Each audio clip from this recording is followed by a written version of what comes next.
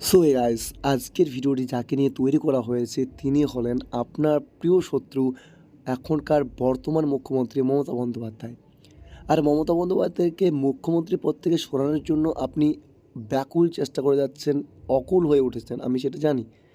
কিন্তু আপনাকে আমি কথা দিচ্ছি যে আপনি এই বিষয়টা নিয়েই ৩-৪ বছর পরে অবশ্যই খুব বেশি পস্তাবেন মনে মনে। আপনার বাড়িতে যদি একটি মাত্র মেয়ে থাকে তাহলে আপনি আরও বেশি পস্তাবেন। সত্যি বলতে মেয়েদের জন্য যেটা করেছে এই মুখ্যমন্ত্রী বা মমতা মুখ্যমন্ত্রী, তো আপনি ফিল করতে পারবেন না, অনুভব করতে পারবেন না। হয়তোবা সেটাকে আপনারা কখনোই ফিল করেন না। মনে মনে কখনো হয়তো ভাবেনই না যে কী করেছে মেয়েদের জন্য। কিন্তু আপনার একটাই টার্গেট যে তাকে মুখ্যমন্ত্রী পদ থেকে সরাতে হবে। হ্যাঁ, আমি মানছি যে কিছু তার মন্ত্রী বা কিছু এমএলএ স্বার্থপরতা করেছে বা চুরি করেছে বা অনেক গাদ্দারি করেছে। তাই বলে এটা না যে মমতা ব্যানার্জি খুব খারাপ, মমতা বন্দ্যোপাধ্যায় খুব খারাপ। এটা কিন্তু একদমই আপনার ভুল ভেঙে যাবে মাত্র ৩-৪ বছরের মধ্যেই। হ্যাঁ, আমি কথা দিচ্ছি যে এই ২ বছরের মধ্যে এই মমতা বন্দ্যোপাধ্যায় সরকার পুরোপুরিভাবে ভেঙে পড়তে পারে।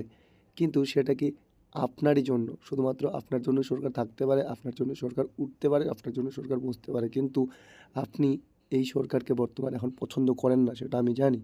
কিন্তু আপনি যেটা কাজ করছেন এখন সেটা কিন্তু একদমই ভুল করছেন, সেটা এখন বুঝতে পারবেন না আপনি। সত্যি বলতে যে এই মহিলাটি নিজের জন্য কিচ্ছু করেনি, এটা আপনি এখনকার দিনে গুগল সার্চ করলে বা ইউটিউবে সার্চ করলে আপনি বুঝতে পারবেন। হ্যাঁ, নিজের বলতে কেউই নেই। যার কোনো সংসার নেই, না যার কোনো পরিবার নেই, সে নিজের জন্য কী করতে পারে সেটা একবার ফিল করে দেখুন বা ভেবে দেখুন। আপনি যে সরকারকে নিয়ে আসতে চাইছেন, এখন বিজেপি সরকারকে নিয়ে আসুন আর যে সরকারকে নিয়ে আসুন কেন, হ্যাঁ, তিনিও নাও বিয়ে করতে পারেন। হ্যাঁ, ওনাকেও আমি বলছি না যে উনি খারাপ। কিন্তু আপনি যেটা কাজ করছেন মমতা ব্যানার্জিকে সরানোর, সেটা কিন্তু একদমই ঠিক নয়। কারণ এনার মতো সরকার আর দ্বিতীয়বার আপনি পাবেন না। আমি 100% গ্যারান্টি দিয়ে বলছি সেটা। আমি জানি না আমার কথাটা ঠিক হবে কি ভুল হবে, কিন্তু আমি আপনাকে কথা দিচ্ছি আপনি এই ভিডিওতে এখন কমেন্ট করে রাখতে পারেন, ৩-৪ বছর পরেও কমেন্ট করতে পারেন আর বলতে পারেন যে আপনার কথাটা ভুল হয়েছিল।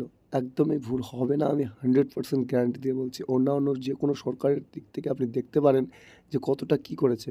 আর আপনি যদি বলতে থাকেন যে সরকারি চাকরি নিয়ে কথা, তাহলে কিন্তু সরকারি চাকরি ঘর, ঘর বা প্রতি বাড়িতে দেওয়া কোনোভাবেই সম্ভব নয়। সেটা যে কোনো রাজ্যে হোক, যে কোনো দেশে হোক।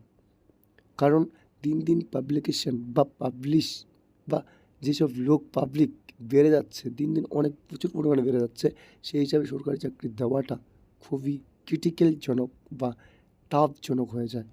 তো আজকের মতো ভিডিও এইটুকু ছিল, দেখা হয় পরবর্তী ভিডিওতে, দেখা যাক কী হয়।